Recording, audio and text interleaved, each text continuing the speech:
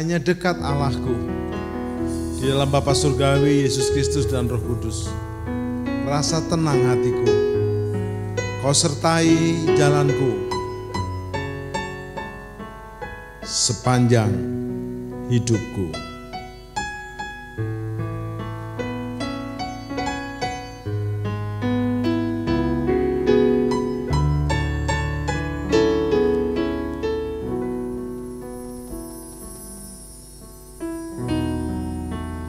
Hanya dekat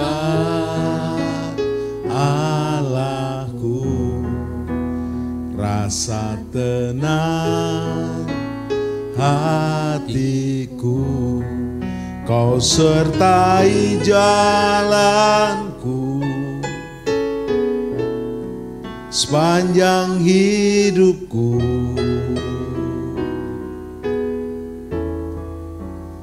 Hanya dekat padamu ada kekuatan baru. Kaulah perlindunganku, keselamatanku. Bersama-sama ku ingin selalu, ya, bersekutu denganmu, menikmati hadiratmu. Biarkan rohmu tinggal dalam hidupku. Sungguh indah bersamamu. Ku ingin selalu bersekutu denganmu, menikmati hadiratmu. Biarkan rohmu tinggal dalam hidupku. Sungguh indah bersamamu selamanya.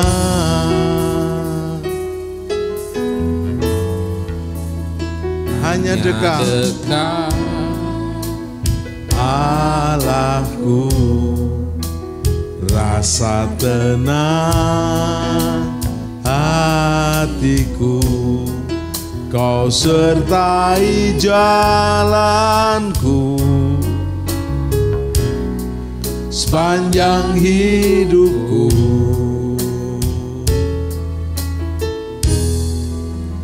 Hanya dekat padamu ada kekuatan baru. Kaulah perlindunganku, keselamatanku. Bersama-sama ku ingin selalu bersekutu dengan, menikmati hadiratmu. Biarkan rohmu tinggal dalam hidupku. Sungguh indah bersamamu. Ku ingin selalu, kami ingin selalu denganmu, menikmati hadiratmu. Biarkan rohmu tinggal dalam hidupku. Sungguh indah bersamamu selamanya. Ku ingin selalu, yes, bersekutu denganmu, menikmati hadiratmu.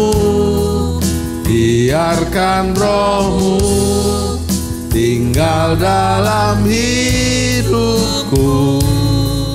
sungguh indah bersamamu selamanya. Sungguh indah bersamamu, sungguh indah bersamamu, sungguh indah bersamamu.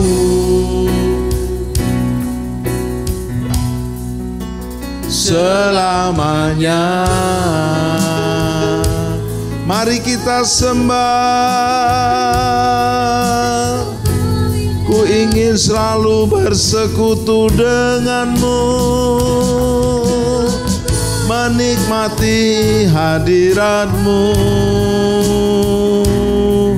Biarkan rohmu tinggal, biarkan rohmu tinggal di dalam hidupku.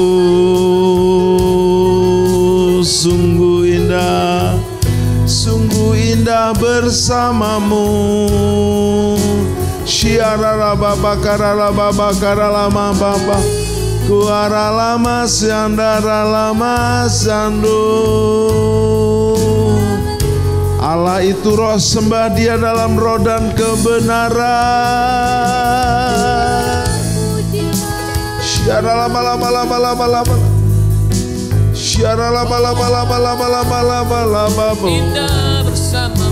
Kiara lama sande, haleluya Bapa, haleluya Yesus, haleluya Roh Kudus, haleluya, haleluya, haleluya.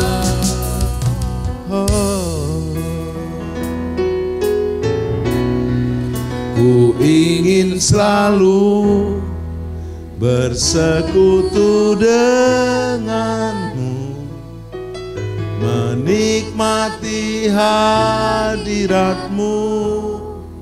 Biarkan rohmu tinggal dalam hidupku. Sungguh indah bersamamu selamanya. Sungguh indah bersamamu, sungguh indah bersamamu, yeah. Sungguh indah bersamamu selamanya. Sungguh indah bersamamu Bapa, Bapa Surgawi, Yesus Kristus dan Roh Kudus selama-lamanya. Amin.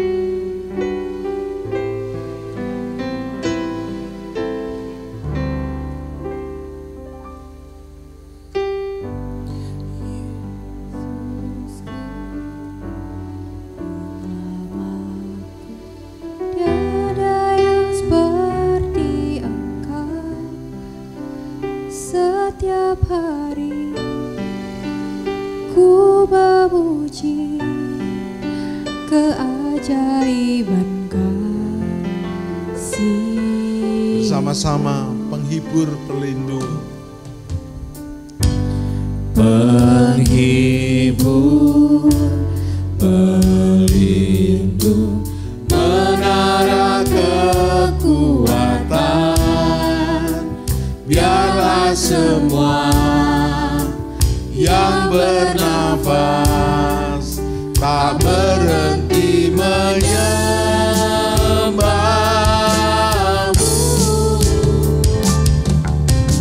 Nyanyi dan bersoraklah bagi Dia, pujian, hormat, kuasa bagi Raja. Laut bergelora mendengar namamu.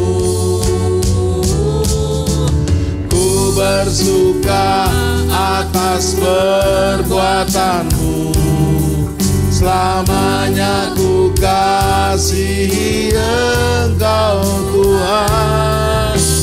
tiada janji seperti yang ada padamu. Sama-sama, Yesusku penyelamatku. Yes. Yesusku penyelamatku, tiada yang seperti Engkau. Setiap hari ku memuji keajaiban kasih-Mu. Penghibur, pelindung, menara kekuatan, biarlah semua yang bernafas tak berhenti menyembah-Mu. Yes. Nyanyi dan bersoraklah bagi Dia, pujian, hormat, kuasa bagi Raja. Gunung tunduk, laut bergelora mendengar nama-Mu. Oh, ku bersuka atas perbuatan-Mu, selamanya ku kasihi Engkau Tuhan. Tiada janji seperti yang ada padamu. Nyanyi dan bersoraklah ya bersama-sama. Nyanyi dan bersoraklah bagi Dia, pujian, hormat, kuasa bagi Raja.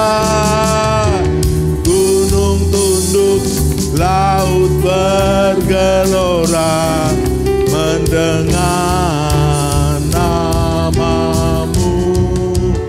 Oh, ku bersuka atas perbuatan-Mu, selamanya ku kasihi Engkau Tuhan. Tiada janji seperti yang ada padamu. Tiada janji seperti yang ada padamu. Tiada janji seperti yang ada padamu. Tepuk tangan. Tiada janji seperti yang ada padamu. Dalam nama Yesus. Amin.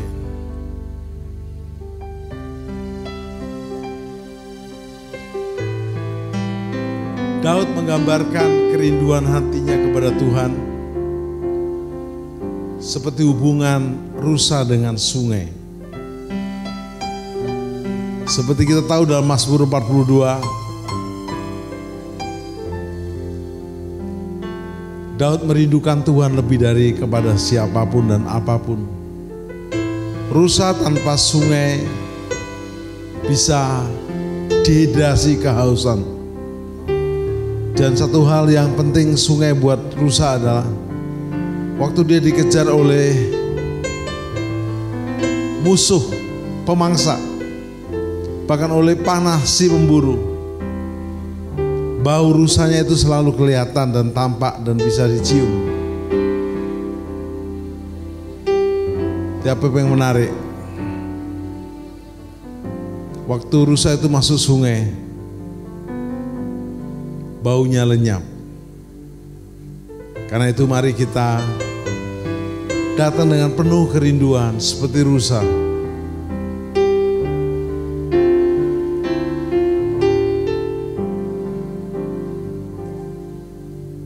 Seperti rusa rindu sungaimu, jiwaku rindu Engkau.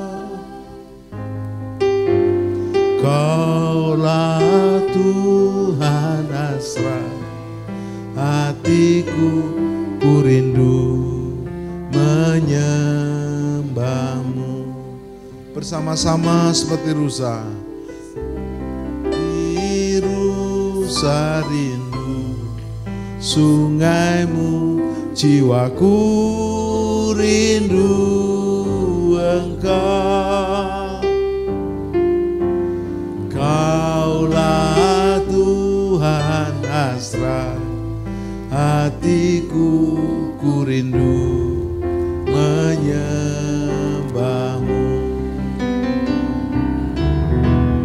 Engkau kekuatan dan perisaiku, kepadamu rohku berserah. Kaulah Tuhan hasrat hatiku, ku rindu menyembah. Bersama-sama Engkau kekuatanku, Engkau kekuatan dan perisaiku, kepadamu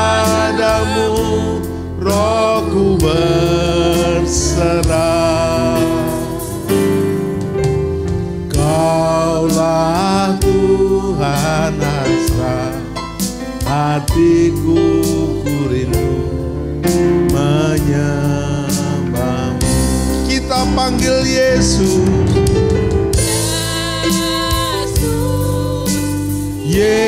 Yesus, Kau berarti bagiku. Yesus, Yesus, Kau segalanya bagiku. Kita panggil dan sembah. Yesus, Kau berarti bagiku. Oh Yesus, Yesus, Kau segalanya bagiku. Kita serukan berkata seperti rusa. Seperti rusa rindu sungaimu, jiwaku rindu Engkau. Kaulah Tuhan hasrat hatiku, ku rindu menyembah. Kita panggil Yesus, Yesus, Yesus, Yesus, Kau berarti bagiku. Yesus, Yesus, Kau segalanya bagiku. Yesus, Yesus, Kau berarti bagiku. Oh, Yesus, Yesus, Kau segalanya bagiku. Kau segalanya, Kau segalanya bagiku. Kau segalanya bagiku. Tepuk tangan buat Yesus. Yesus, Kau berarti bagiku. Yesus, Yesus, Kau segalanya bagi kami, Indonesia dan bangsa-bangsa. Haleluya Bapa, haleluya Yesus, haleluya Roh Kudus, dalam nama Yesus. Amin. Sobat penyembah, kita jumpa kembali dalam program Worship at Home. Setelah kita menyembah dari rumah, memuji Tuhan, memuliakan Tuhan, berdoa, saatnya kita menerima firman. Dan telah hadir hambanya yang dikhususkan Tuhan untuk melayani kita, Pak Pendeta Antonius Sitompul MTH. Salam hambanya. Shalom Pak Tim. Thank you. Sama-sama. Beliau datang ke studio mewakili BPP bagian Departemen Pembinaan Keluarga. Pembinaan keluarga. Jadi pembinaan keluarga di tangan dia. Baik. Sobat penyembah, kita akan bersama-sama menggali lewat Pak Pendeta Antonius Sitompul ini tentang fatherhood, pembapakan. Nggak bisa diremehkan, bisa digali, dan pasti kita akan banyak mendapatkan inspirasi dan motivasi. Terlebih pembapaan dalam keluarga.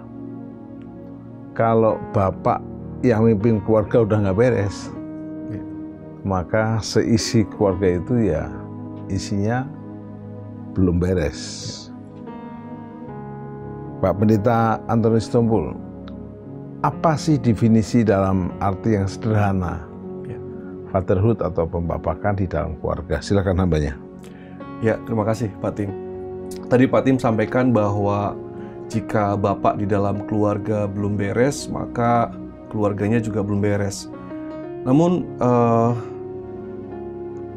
menurut saya ironisnya ya, sebetulnya bapak itu dalam kategori beres, Pak. Harus ya, beres. Beres, namun dia nggak mengerti peran dan tujuannya. Iya. Nggak mengerti perannya itu apa. Jadi dia betul-betul jadi seorang bapak itu ya tidak mengerti perannya, fungsinya apa. Dan itu jadi masalah yang besar ternyata di keluarga. Jadi bukan sekedar bapak itu katakanlah bapak yang bandel atau bapak yang bapak yang bermasalah, bukan, tapi bapak yang baik-baik saja namun tidak mengerti perannya. Nah, itu ternyata juga berakibat atau berdampak fatal bagi keluarga. Tadi Pak Tim sampaikan apa sih bapak itu ya? Kalau by definisi kita lihat bapak itu orang familiar, dia adalah panggilan buat orang yang kita hormati gitu kan. Yeah. Bapak, atau panggilan buat orang yang lebih tua ya, atau panggilan untuk seseorang yang dari single menjadi menikah, itu bapak. Namun sesungguhnya bapak itu maknanya lebih dari itu. Ya, bapak itu artinya ab ya, berasal dari kata ab, artinya adalah sumber. Jadi dia adalah sumber yang menentukan di dalam keluarga. Keluarga ini mau jadi seperti apa tergantung dari sumbernya. Kalau dia bisa menjadi sumber mata air yang jernih, maka keluarga tersebut akan baik dan menjadi keluarga yang diberkati. Jadi arti bapak itu sumber, ya, makna bapak itu sumber. Yes. Tadi saya deg-degan juga Pak, karena saya bapak juga. Karena bapak yang baik tidak tahu fungsinya juga. Ya, betul. Juga itu bahaya. Betul. Apalagi bapak yang kurang baik. Betul sekali. Itu bisa kuadrat ya, parahnya. Betul Pak, betul. Misalnya ada bapak yang suka marah, suka mukul, suka memberikan sanksi. Begitu ditanya kenapa, aku dulu juga digitukan sama engkongmu. Nah, itu kan namanya dendam yang tidak boleh dilanjutkan. Saya sih angkat tangan, belum pernah pukul anak. Iya. Jadi waktu saya ikut parenting zaman dahulu, disuruh beli penjalin tuh. Rotan kecil. Oke. Taruh di mana ruang tamu.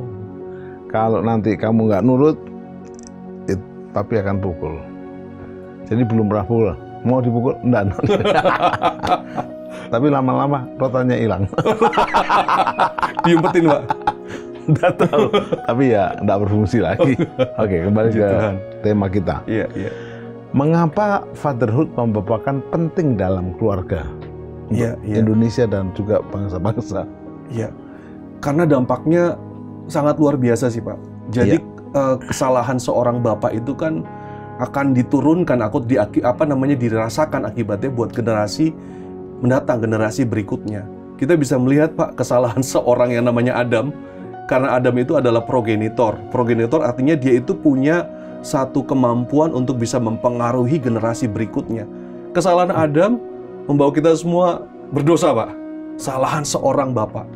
Dan itulah yang seorang bapak nggak mengerti bahwa dia punya kemampuan untuk menurunkan sesuatu, entah itu kemampuan menurunkan sesuatu yang baik atau yang buruk.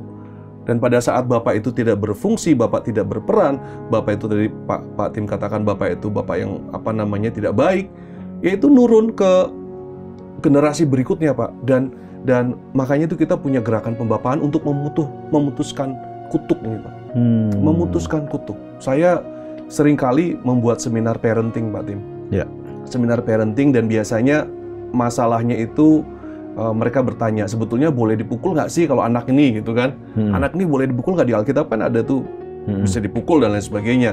Tapi saya katakan biasanya, coba yang pro boleh dipukul siapa gitu kan? Angkat tangan gitu. Yang pro boleh dipukul, itu mereka semua dipukul oleh ayahnya. Gitu loh Pak. Artinya mereka mengatakan ya kita boleh mukul karena dia pernah dipukul. Dia pernah dipukul. Saya percaya kayak anaknya Pak Tim ya nggak akan mukul anaknya, wong sama bapaknya nggak dipukul. Ya, betul kan Pak Tim? Dan salah satu kebanggaan saya waktu kan kita mau ke Israel Pak. Oh oke. Lalu saya kasih surat ke kampus di Petamburan, ditanya, Timotius Ardono, kamu anaknya atau kamu anak rohani? Itu dosennya mau tak cari Pak.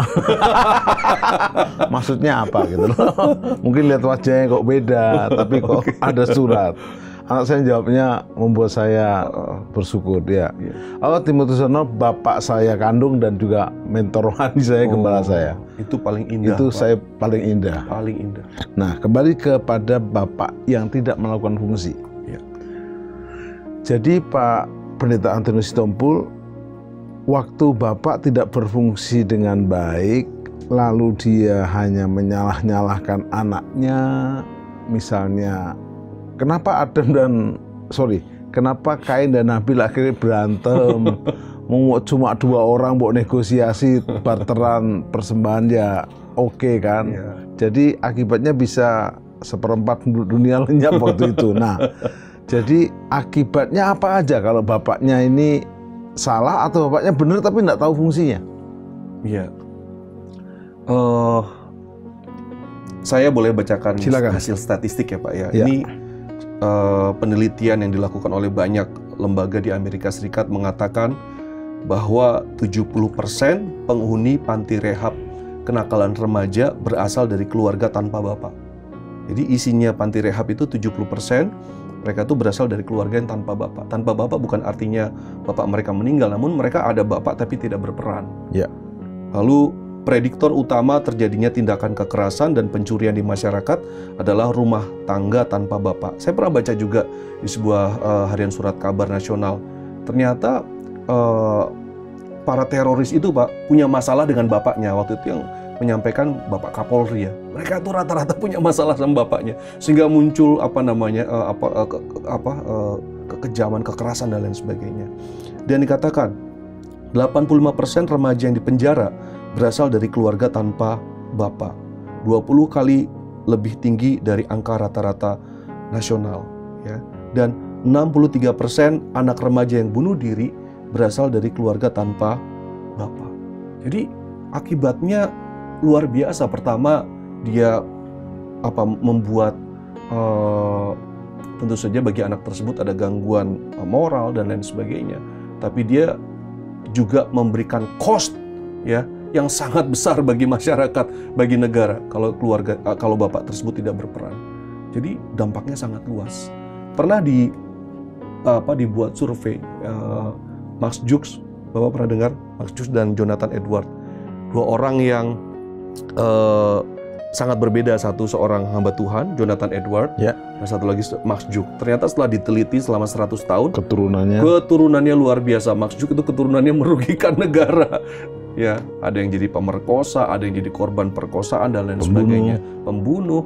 Sedangkan Jonathan Edward ternyata keturunannya luar biasa, itu setelah diteliti. Jadi dari dua orang bapak atau laki-laki ini sangat dampaknya sangat berbeda dan masif sekali untuk generasi mendatang. Ya, bapak yang tidak berperan itu bisa secara mental juga bisa memberikan masalah bagi anak dan lain sebagainya.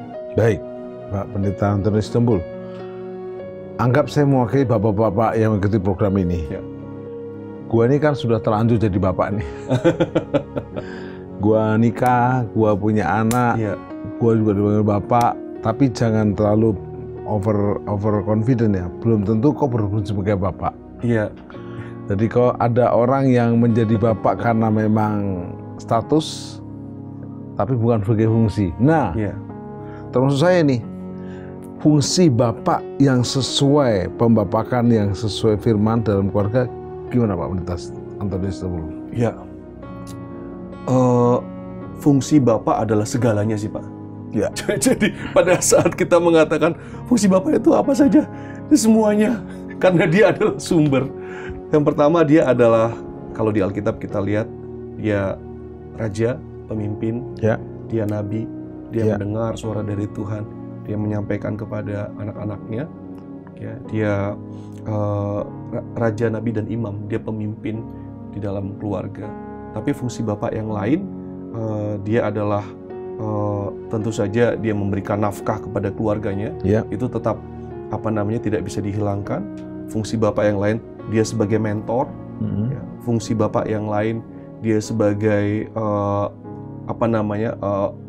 pemberi proteksi bagi anak-anaknya. Sebetulnya ambil dibilang semuanya Pak, semuanya. Jadi fungsi bapak itu kadang-kadang kalau saya belajar tentang fungsi bapak, kok kabeh yo, kok semuanya. Jadi seperti itu Pak fungsi. Nah, begini Pak Pendeta Antonius Sitompul, masalahnya tidak semua sadar untuk dia menerima yang namanya sertifikasi sebagai bapak. Gitu. Saya sendiri waktu ada seminar namanya Romantic Couple Camp, RCC. Terus saya bilang sama istri saya, ikut yuk. Loh, untuk apa, kata istri saya? Loh, kan kita bukan di bidang ini. Aku kan dosen, ngajarnya penginjilan, church planting, gak ngajar romantis. Aku ya mau belajar dong. Akhirnya saya setuju. Walaupun kita kadang-kadang juga khotbah tentang keluarga, tapi begitu dibongkar kita dapat. Dan memang bersyukurlah. Berikutnya jadi narasumber. Ada peningkatan lah, ngisi kesaksian dan seterusnya. Maksudnya sudah bertobat gitu. Nah, berarti bapak-bapak ini perlu yang namanya sertifikasi menjadi bapak. Nah, apakah Pak Sitompul, Pak Antonius Sitompul ada materinya sehingga mereka bisa menggalinya, bagaimana? Silakan. Jadi kami ada yang namanya membuat satu gerakan Bapak Sepanjang Kehidupan. Yes. Bapak Sepanjang Kehidupan ini diinisiasi oleh Dr. Dwijo tahun 2011 ya, dan masih berjalan sampai dengan sekarang. Puji Tuhan sudah memberkati ribuan bapak-bapak yang ada di seluruh Indonesia dan bahkan luar negeri ya. Dan tujuan dari kegerakan Bapak Sepanjang Kehidupan adalah supaya setiap bapak itu bisa pertama mengerti siapa identitasnya. Ya, banyak laki-laki itu nggak ngerti bahwa identitasnya itu adalah seorang bapak. Sudah menikah juga nggak ngerti identitasnya sebagai bapak. Pada akhirnya dia lebih dekat dengan teman-teman mainnya Pak, lebih dekat dengan teman-teman satu hobinya dibandingkan dengan anaknya, dengan istrinya. Dia nggak ngerti kalau identitasnya adalah seorang bapak. Ya, dan di dalam Bapak Sepanjang Kehidupan diajarkan juga mengenai makna seorang bapak, fungsi seorang bapak, dan panggilan seorang bapak dan lain sebagainya. Intinya supaya setiap bapak itu bisa berperan. Ada satu hal yang sangat menyentuh hati saya Pak. Ya, suatu saat seseorang yang anak rohani saya, dia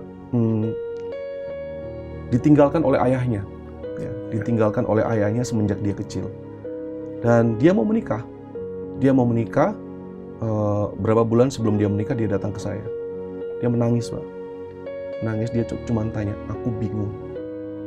Aku tuh harus ngapain sebagai sebagai seorang suami, sebagai seorang bapak, nanti aku harus ngapain? Dan dia nggak tahu ini memulai pernikahan ini seperti apa. Dia have no clue karena dia nggak punya pengalaman bersama bapaknya.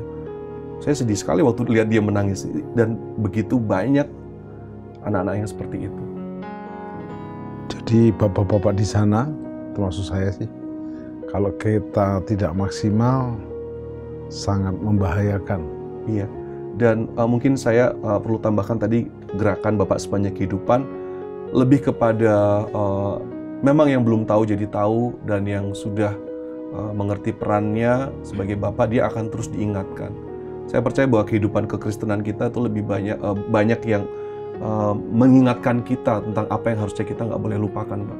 Khotbah-khotbah mungkin kita sering dengar, tapi banyak yang perlu kita dengarkan untuk mengingatkan kita apa yang kita tidak boleh lupakan. Nah, baik, gitu Pak. Pak Pendeta Antonius Tembul, bagaimana secara sederhana dan praktis? Iya. Karena tentu kita akan gali di next time, gitu, next step. Bagaimana boleh mengevaluasi atau memulai menjadi bapak yang sesuai firman lah, sehingga minimal tidak menjadikan tadi yang terharu tadi itu. Langkahnya apa aja selain nanti suatu saat ikut kelas pelatihan Bapak Sepanjang Kehidupan? Silakan.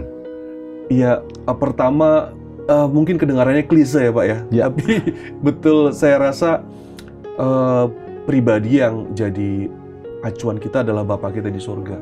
Iya. Dia adalah sumber, dia yang awal dan yang akhir. Dan kita bangga ya, Allah kita tuh dipanggilnya Bapak. Betul Pak. Coba kalau Opa beda. Om kita di surga, Bapak kita di surga. Atau abang kita di surga juga beda. Nah itu bisa jelaskan, apa inspirasinya Allah kita dipanggil Bapak itu? Iya betul. Silakan. Karena Bapak kita di surga adalah dia yang memulai Alfa dan Omega. Dia yang memulai dan dia terus memelihara dan terus memastikan apa yang sudah dimulainya berjalan dengan baik. Itu kualitas seorang bapak, Pak. Banyak bapak yang sekarang sudah memulai sesuatu, memulai keluarga, memulai pernikahan, udah punya anak, namun anaknya ditinggal begitu saja. Atau dia lihat di tengah jalan anaknya bermasalah, ditinggalkan begitu saja. Tapi Allah Bapa kita di surga tidak meninggalkan ciptaannya, meskipun manusia berdosa. Dia lakukan apa yang terbaik dengan memberikan anaknya yang tunggal, Tuhan kita Yesus Kristus, sehingga percaya tidak binasa. Itu kualitas Bapa kita di surga. Betul-betul sebagai sumber, dan dia pemelihara, dia memastikan segala sesuatunya berjalan dengan baik, dan kita bisa mencontoh, ya, kita bisa mencontoh Bapa kita di surga, kualitas-kualitas apa. Namun menurut saya lebih dari kita sebagai mengimitasi, ya, tapi bagaimana dia ada di dalam diri kita, sehingga kita bisa berbuah-buah menjadi seorang bapak yang baik. There's no other way. Karena saya percaya menjadi seorang bapak itu bukan tips ya Pak ya. Bukan tips, bukan ABCD, kita bisa belajar, enggak. Tapi yang pertama kali ya memang kita harus di dalam dia di dalam kita, sehingga buah-buahnya terlihat di dalam kehidupan kita, buah sebagai seorang bapak. Lalu yang kedua, saya percaya memang skill perlu Pak. Ya, banyak seorang ayah yang tidak mengerti bagaimana memulai percakapan dengan anak, membangun hubungan dengan anak, dan lain sebagainya, sehingga dia di dalam kehidupan sehari-hari ya, tidak bisa menjadi bapak yang. Bayangkan Pak, saya tadi malam nih, saya mesbah keluarga. Ya. Setelah baca Alkitab, doa, ini saya boleh curhat ya, curhat ke Bapak, ya. Kan boleh. Jadi saya lagi doa keluarga, sharing firman, terus habis doa selesai, saya memulai dengan hari ini saya dapat inspirasi tentang ini 1-2 menit aja. Ya. Saya bersyukur begini-begini, selesai saya bilang isi saya dong. Ya. Isi saya berkata begini, saya bersyukur karena saya ditemani 2 anak saya hari ini. Ya. Bisa menemui anak-anak ke mall gitu kan. Iya. Si Kokonya bisa sampai ke Starbucks menyelesaikan skripsi. Iya. Si dedeknya ketemu teman kampusnya untuk kerjain kelompok. Jadi saya happy nemeni 2 anak saya. Tahu enggak anak saya bilang gini? Saya happy karena ditemani mami. Maksudnya hanya seputar itu, tidak ada bisa mengembang. Saya coba gali, ya perlu skill ya. Ya, perlu untuk skill. melatih membongkar anak. Ada memang yang anak bisa curhat sama bapaknya, ada yang tidak. Iya, betul. Nah, skillnya itu memang bisa dilatih ya, Pak ya? Bisa, Pak. Bisa ya? Bisa. Tapi Bapak bagus loh kalau saya lihat loh, Pak. Maksudnya anak sudah dewasa, masih mesbah keluarga, itu sesuatu yang baik ya menurut saya. Karena dengan kesibukan masing-masing pasti susah kan, Pak? Malam mau tidur. Malam mau tidur. Oke. Bahkan kalau mereka sudah mulai ngantuk, Gigi harus sebelum tidur. Bagus. Oke. Pertanyaan berikutnya. Jadi saya juga diberi dapat inspirasi. Setelah kita belajar skill, lalu kita mengerti fungsi Bapak. Ya. Tapi terkadang gini, Pak Pendeta Antoni Sitompul. Ada yang bilang begini, aku nggak punya pengalaman untuk menjadi bapak yang baik. Aku dipukuli bapakku, aku ditinggalkan bapakku minggat nggak pulang sampai sekarang. Nah, itu lebih luka, dia aja luka. Jadi waktu dia tanya, Bapak nggak peduli, aku dulu tidak dipedulikan lagi lah. Gimana menghadapi bapak yang model gini, diapakan? Jenis bapak yang seperti ini diapakan? Ya itu jadi bagian kita sih Pak Gereja untuk menjangkau mereka, pertama buat bapak-bapak seperti itu. Cuman saya percaya buat dia yang nggak punya figur bapak, sebetulnya dia bisa, kalau dia punya hubungan dengan bapak di surga, dia bisa tahu bagaimana perlakuan bapak yang seharusnya. Yes. Bagaimana perlakuan bapak yang seharusnya. Kita banyak sekali saat ini ya Pak ya, tips-tips parenting dan lain sebagainya. Tapi buat saya itu banyak yang tidak tuntas Pak. Apa yang ditawarkan dunia ini nggak tuntas semuanya. Ya, karena Alkitab kita kan memang mengajarkan nggak how to become a parent, tapi what is parenting kan. Ya, bagaimana kita mengalami sendiri apa yang Bapak di surga lakukan dalam kehidupan kita. Ya, dan saya percaya dengan itu kita bisa menjadi seorang bapak yang baik. Saya di dalam kehidupan saya yang tentu saya tidak menafikan apa yang dilakukan oleh bapak biologi saya ya. Ya. Dia bapak yang baik, ya. Sangat baik, amat sangat baik. Hanya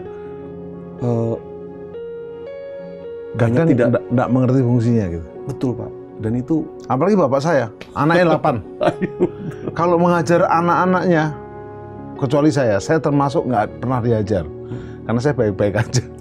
Adik saya kok diajar tuh Pak, anak 8, hilang 1, sisa 7 gitu Pak, diikat di pohon, disabeti adik saya. Ingat emosinya bapak saya, anak 8, hilang 1, sisa 7 gitu Pak. Karena, tapi saya juga ngalami Pak. Jadi waktu saya lulus SMA mau sekolah pendeta, marah bapak saya. Bayangkan, nakal nggak boleh, jadi pendeta juga nggak boleh. Bapak saya begini, memang kamu nggak nakal, tapi juga nggak boleh jadi pendeta. Jadi saya bingung, harusnya bagaimana? Jadi apalagi bapak saya cukup pintar sehingga bapak saya dekati pendetanya dulu Pak, pendeta Protestan.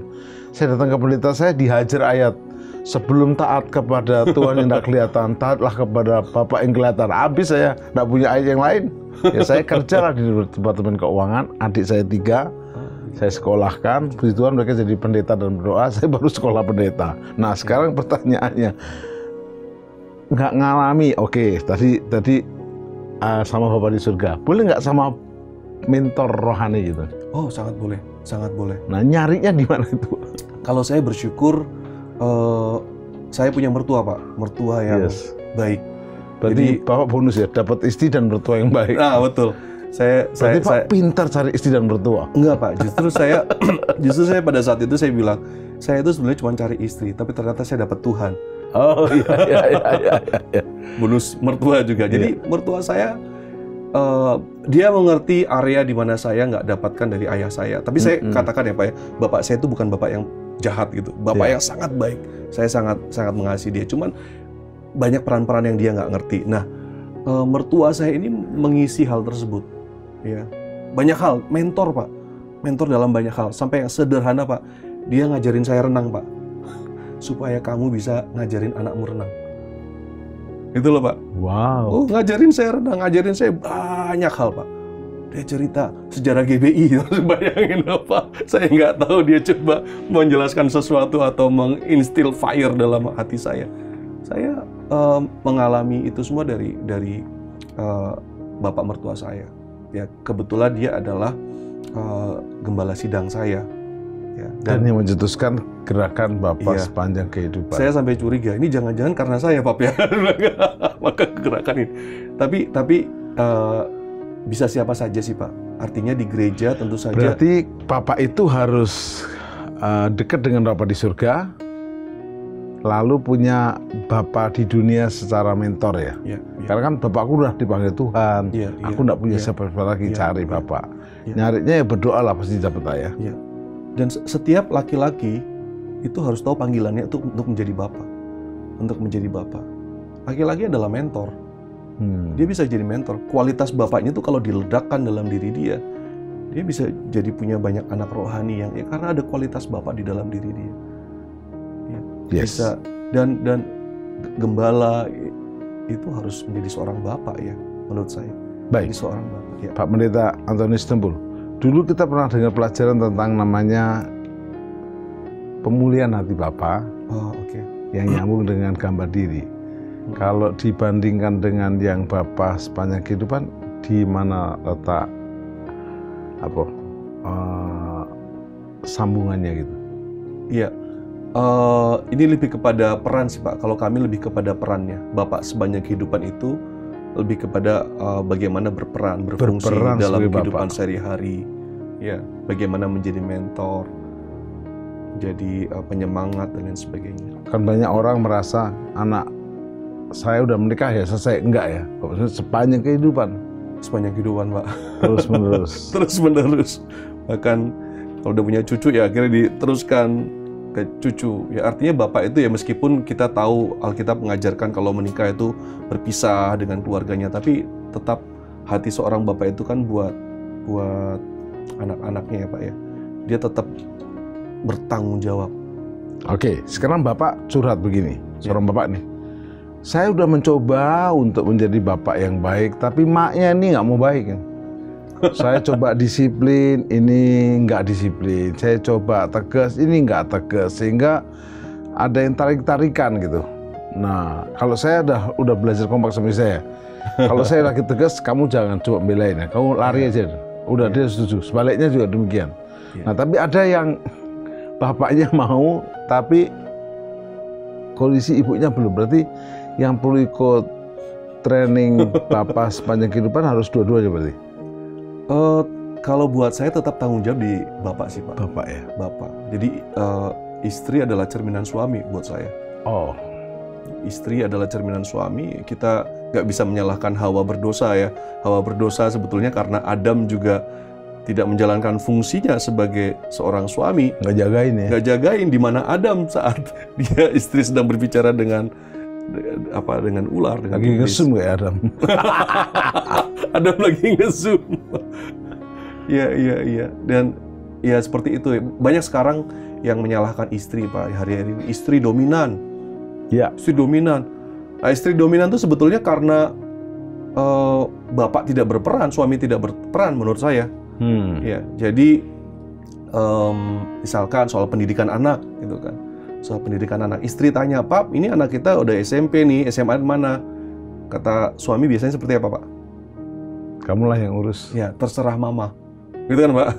Nah, ini sekarang kita mau liburan kemana nih? Udah COVID, udah free gini, mau liburan kemana? Kata suami, terserah mama. Akhirnya semuanya terserah mama. Nah, bayangkan, Pak Tim. Jadi semua peran itu ada di mama tuh, ada di istri. Ada di istri, dan suatu saat istri mau memutuskan sesuatu, dia tidak tanya sama suaminya, ya udah putusin saja karena biasanya semuanya terserah mama. Akhirnya dia menjadi istri yang dominan karena suaminya tidak berperan. Itu menurut saya, Pak. Jadi sebetulnya istri dominan nggak bisa disalahkan dia karena suami nggak berperan. Banyak yang saya lihat, kalau bapaknya yang ngurus nggak beres, gitu kan. Pendaftaran sekolah, kalau bapaknya yang ngurus nggak beres, sudah aku aja yang ngurus. Sebetulnya istri juga nggak boleh seperti itu. Dia harus memberikan kesempatan suaminya untuk berperan. Saya walaupun sebagai hamba Tuhan juga, sudah memuridkan, tapi tetap saya dapat inspirasi. Namun ada hal yang penting buat semua pemirsa, Bapak-bapak dan juga saya sendiri adalah bagaimana hari ini kita menuju menjadi bapak yang ideal. Dalam arti nggak jelek-jelek banget gitu ya. Setelah kami mengerti sebagai bapak harus dekat sama Bapa di surga yang adalah Bapak segala bapak gitu. Terus kami belajar knowledge dan juga skill tentang Bapak sepanjang kehidupan, dan itu bagus karena bayangkan bahwa kita setir helikopter tanpa punya sertifikat kan bisa tewas semuanya gitu. Jadi anggap ini sertifikat nyetir helikopter atau pesawat atau yang kawat-kawat lainnya. Terus yang ketiga adalah mulai cari mentor ya. Iya. Nah, setelah itu semua berproses, nah hari-hari ini kan keadaan semakin nggak baik nih. Bahkan kemarin saya waktu membaptis 8 anak remaja di gereja lokal yang kami gembalakan, itu maminya ngeluh nggak bisa nyetop anaknya pakai handphone. Sampai makan pun pakai handphone. Lalu pas saya habis khotbah ajak main bulu tangkis, saya mintai handphonenya satu-satu di depan maminya semua. Begitu kumpul begini, ya kalian boleh main, boleh apa, mami bilang, kok Pak Tim bisa ya? Iya, karena kami ada otoritas toh. Ya. Nah, jadi kalian harus deal juga jelas bahwa waktu-waktu tertentu, saya juga pertama-tama juga kita makan berempat dengan anak masih pegang handphone masing-masing. Terpaksa saya kasih contoh, ya handphone dikumpulkan, gitu kan? Ya. Jadi memang itu terus-menerus. Tetapi Pak Pendeta Antonius Sitompul sering keadaan pengaruh temannya, pengaruh media terlalu berat. Nah, bagaimana sebagai bapak kita boleh punya fighting spirit itu? Iya, iya. Silakan. Saya percaya dan ahli keluarga juga mengatakan kalau orang tua bisa memberikan pengaruh yang dominan bagi anak, ya, maka pengaruh yang lainnya itu menjadi tidak begitu akan berpengaruh terhadap anak. Jadi kalau seorang bapak, seorang ibu, ya kalau kita bicara orang tua, bisa memberikan pengaruh yang baik dalam hal iman dan lain sebagainya kepada anak dominan, ya, mereka dekat dengan anak, maka meskipun mereka ada di satu tempat yang tempat yang lingkungan yang buruk, ini dari penelitian tersebut si anak ini akan jadi anak yang baik, Pak. Jadi anak itu menjadi apa tergantung dari orang tuanya, ya. Dan tidak jauh dari pohon buah jatuh. Betul. Dan sekarang kalau kita lihat meskipun ada pornografi, ada gadget dan lain sebagainya, kalau orang tuanya berperan dan orang tuanya dominan, nggak ada yang perlu ditakutkan buat saya sih, Pak. Nggak ada yang perlu ditakutkan. Kalau orang tua punya relasi, masalah kita kan nggak ada relasi sebetulnya. Relasi di dalam keluarga, ayah itu nggak ada relasi, ya. Aturan ada aturan, ya, rules, tapi relasi nggak ada, ya. Sehingga anaknya nggak akan jadi apa-apa, ya. Dan demikian juga ibu juga nggak ada relasi. Di dalam kesibukan mereka lebih ingin supaya nggak diganggu oleh anaknya diberikan HP. Sebenarnya itu kesalahan dari orang tua kan, Pak. Kesalahan orang tua. Jadi dimulai dari orang tua yang memang nggak tahu fungsi dan perannya, dan mereka juga tidak membangun relasi, membangun hubungan, ya. Dan pada akhirnya anak akan seperti itu, akan terpengaruh oleh banyak pengaruh dunia yang begitu luar biasa ini, Pak. LGBT segala macam, itu pengaruh itu akan masuk kalau kita nggak dominan. Tapi kalau kita dominan, kita punya relasi yang dekat dengan dominan anak. Dalam arti yang positif ya? Positif, pengaruh. Bukan lalu menguasai, otoriter, bukan. Dominannya berperan secara penuh, ya. Yes. Berperan secara penuh. Punya waktu bukan hanya quality time, Pak, tapi quality time and quantity time. Jadi waktu yang berkualitas dan banyak. Ya, jadi itu yang dibutuhkan oleh anak sekarang. Ya, waktu yang berkualitas dan banyak. Gitu. Karena kalau waktu kita nggak banyak, ya. Nah, bagaimana pengalaman Bapak sebagai gembala, pengajar, dosen, membagi dengan anak Bapak? Silakan. Saya bersyukur saya berharap anak saya tetap seperti itu ya. Artinya anak saya sekarang berusia 14 dan 13 tahun, mereka cukup terbuka dengan saya. Sangat terbuka, sangat terbuka. Mereka cerita apa saja. Ya, dari ada temanku yang suka sama aku gitu kan. Wah, kita kan sih bilang nggak boleh pacaran gitu kan, tapi dia terbuka. Dia terbuka, dia sampaikan melihat fotonya seperti apa. Jadi apapun yang terjadi, dia terbuka karena relasi, Pak. Relasi di dalam mesbah keluarga yang dan relasi itu dibangun ya. Relasi dibangun. Mesbah keluarga kami ya sama dengan Bapak gitu ya. Kita mesbah keluarga, hanya banyak kami di situ dari hati ke hati menanyakan hal-hal yang sangat dalam ya. Dan mesbah keluarga adalah waktu yang sangat buat kami, waktu yang sangat berkualitas untuk membangun relasi. Mesbah keluarga saya jadi mengerti apa yang dipikirkan anak-anak, apa yang sedang jadi kegalauan mereka, kekhawatiran mereka dan lain sebagainya. Termasuk bagaimana cara mereka memandang Tuhan. Ya, anak-anak sekarang kritis, Pak. Kadang-kadang pemikirannya itu sangat kritis dan saya rindu ingin tahu bagaimana mereka memandang Tuhan, dan itu semua ada di dalam mesbah keluarga kalau buat kami. Jadi mesbah keluarga itu saat yang sangat penting, saat membagikan firman Tuhan dan saat membangun relasi. Nah, di Ulangan 6 kan dikatakan berulang-ulang ya Pak ya.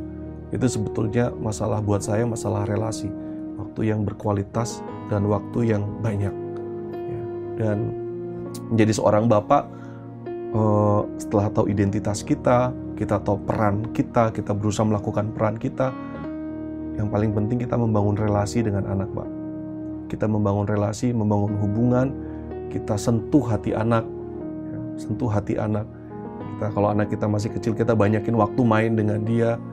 Anak kita masih kecil, kita banyakin waktu belajar dengan dia, ajak mereka ke gereja dan lain sebagainya.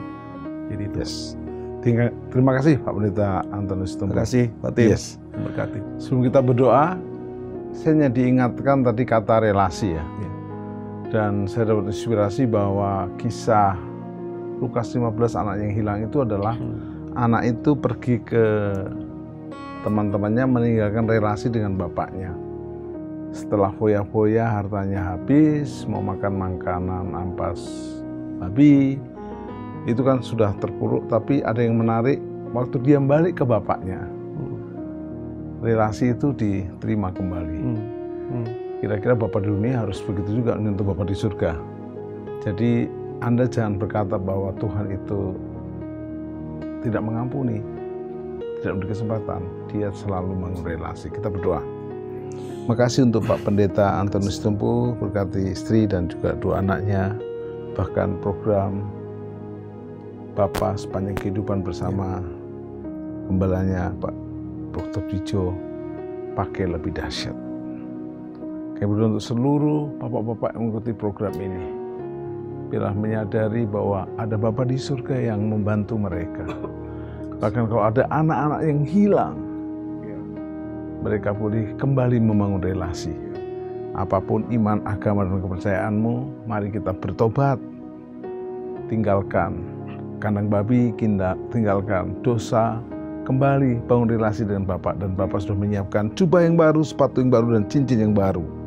Makasih berkat dari Allah Bapa, Yesus Kristus dan Roh Kudus berlimpah atas kita semua. Dalam nama Yesus. Amin. Sampai jumpa di program Worship yang akan datang. Lebih luar biasa lagi. Yes.